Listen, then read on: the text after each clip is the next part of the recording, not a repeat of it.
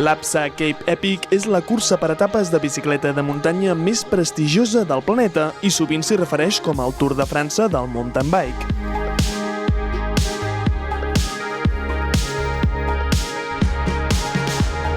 Es disputa a Sud-àfrica, a la província del Cap Occidental, enguany amb un recorregut de 650 quilòmetres i 15.000 metres de desnivell positiu repartits en 8 jornades.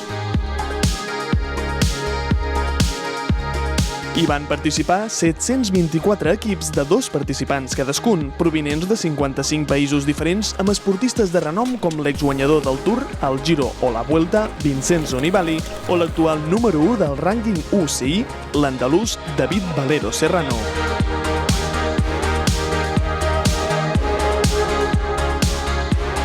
L'etapa reina era la 5a, amb una distància a recórrer de 102 quilòmetres i amb 2.450 metres de desnivell positiu, passant entre altres punts pel temut Groenlandberg, rocós i enguany molt relliscós per culpa de la pluja.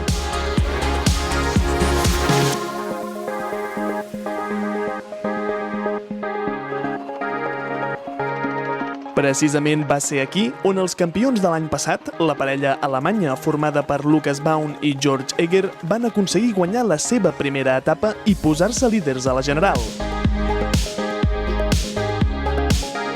Però les diferències entre els primers equips de la classificació eren mínimes i qualsevol detall podia capgirar la situació.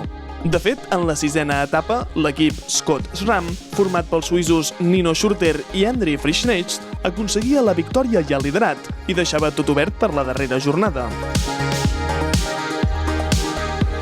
La 7a etapa encara va portar més canvis amb un atac al quilòmetre 10 de l'equip Toyota Specialized, format pel sud-africà Matthew Beers i l'estadounidenc Christopher Blevins, que els va servir per posar-se líders i endur-se la victòria final, tot i quedar-se a 10 segons de guanyar també l'etapa.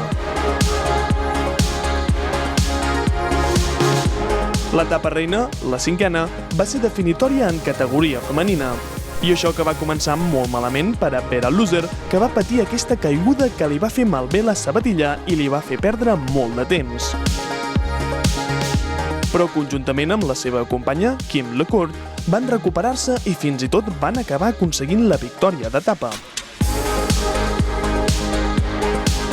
El liderat els quedava lluny, el tenien a 14 minuts, però aquesta jornada va significar un canvi de dinàmica, perquè a la següent van aconseguir una victòria encara més clara, traient-li 39 minuts a les líders de la general i assolint, aquest cop sí, el mallot taronja, que van conservar sense problemes en la darrera jornada.